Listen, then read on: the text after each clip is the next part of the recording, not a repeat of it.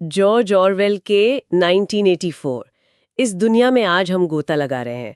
ये एक ऐसी कहानी है जो सत्ता, निगरानी और सच को कैसे तोड़ा मरोड़ा जाता है उसके अंधेरे कोनों को दिखाती है। हमारे पास जो स्रोत सामग्री है वो बताती है कि ये एक ऐसे भविष्य की तस्वीर है जहां व्यक्तिगत आजादी, आप कह सकते हैं, लगभग खत्म हो चुकी है। बिल्कुल। आज हम इसी के जो मूल विचार हैं और ये आज भी क्यों इतनी जरूरी है, इस पर बात करेंगे। जरा सोचिए, ओशियानिया नाम की जगह, साल 1984, और हर तरफ बस एक ही गूंज, बिग ब्रदर तुम्हें देख रहा है। हाँ, और जैसा कि सोर्सेज में भी साफ है, ये सिर्फ एक कहानी नहीं है, ये असल में एक चेतावनी है। चेतावनी किस तरह की? ये दिखाती है कि जब सत्ता पर कोई रोक टोक ना हो, निगरानी हर पल की सच्चाई बन जाए और सच को ही एक हथियार की तरह इस्तेमाल किया जाने लगे, तो क्या हो सकता है। स्रोत सामग्री इसी के खतरों का बहुत गहराई से विश्लेषण करती है। तो चलिए इन पहलुओं को थोड़ा और खोलते हैं। हाँ बिल्कुल। तो सवाल ये है कि ये सत्ता अपने नियंत्रण रखती कैसे है? स्रोत बताते हैं कि हर जगह टेलीस्क्रीन लगी हैं। Telescreen. ये सिर्फ देखती नहीं है, बल्कि पार्टी का जो प्रोपेगेंडा है वो भी लगातार सुनाती रहती हैं। मतलब निजी जिंदगी, प्राइवेसी जैसी कोई चीज बचती ही नहीं है ना। बिल्कुल नहीं। और फिर वो विचार पुलिस का जिक्र है सोर्सेज में। हाँ, विचार पुलिस, ये तो सुनने में ही अजीब लगता है। अजीब और डरावना।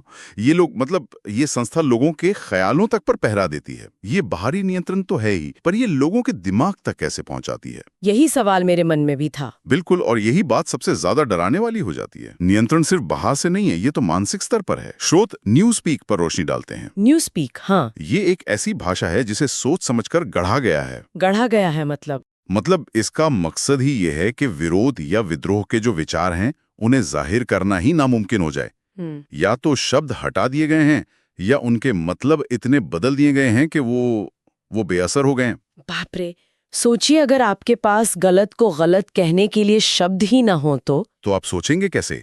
यही तो पार्टी चाहती है, भाषा के जरिए सोच पर ही कब्जा। और इसी से जुड़ी है वो डबल थिंक वाली बात, है ना? हाँ बिल्कुल, डबल थिंक यानी दोहरा सोच। एक ही वक्त में दो बिल्कुल उल्टी बातों पर पूरी ईमानदारी से यकीन कर लेना। सही कहा।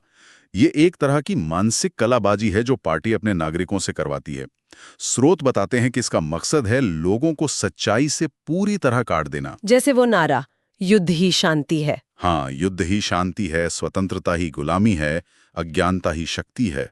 ये सुनने में एकदम उल्टे लगते हैं ना? हाँ बिल्कुल, विरोधाभासी। लेकिन डबल थिंक के जरिए लोग इन्हें सच मान लेते हैं और फिर वो पार्टी की किसी भी बात पर सवाल उठाने की हालत में ही नहीं रहते।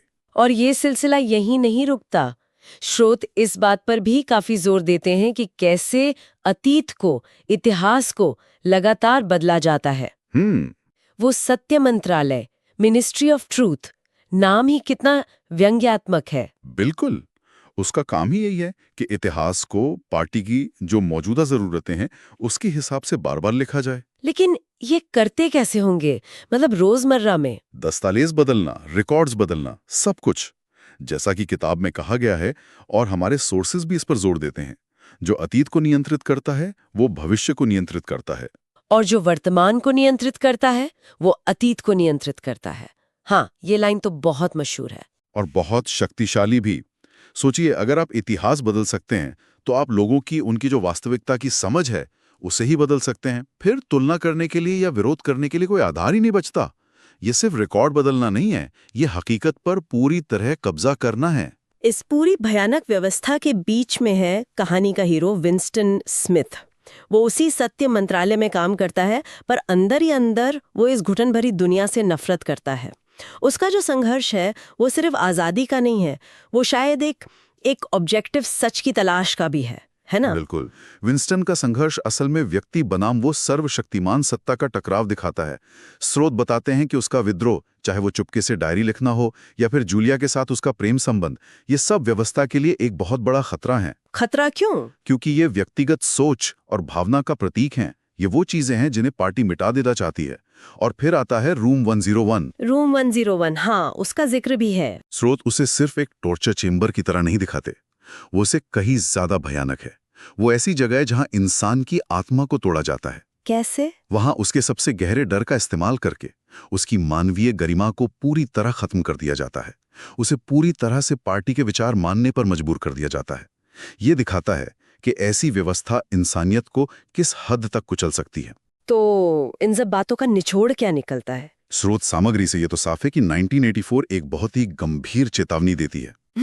चेतावनी तो है। ये दिखाती है कि जब सत्ता पर कोई लगाम न हो, निगरानी हर जगह हो और सूचना पर पूरा नियंत्रण कर लिया जाए, तो मानवीय अस्तित्व कितना कितना खोखला हो सकता है। हाँ, और स्रोत ये भी साफ करते हैं कि ये किताब आज भी उतनी ही, बल्कि शायद कुछ मायनों में उससे भी ज्यादा प्रासंगिक है। सही बात है। ये हमें लगातार याद दिलाती है कि सच, आजादी और व्यक्तिगत सोच, ये चीजें कितनी कीमती हैं और इन्हें बचाए रखना कितना जरूरी है। और ये हमें सोचने पर मजबूर करती है कि स्रोत के जो निष्कर्ष हैं, उन्हें देखते हुए आज के इस दौर में ये जो सूचना और टेक्नोलॉजी का युग है, जहां जानकारी का सैलाब है और निगरानी के नए नए तरीके रोज आ रहे हैं, हाँ, तो ऐसे में व्यक्तिगत स्वतंत्रता और सच्चाई को बनाए रखने के लिए किन मूल्यों पर या किन तरीकों पर ध्यान देना जरूरी हो सकता है, ये एक सवाल है जिस पर शायद हम सबको सोचना चाहिए।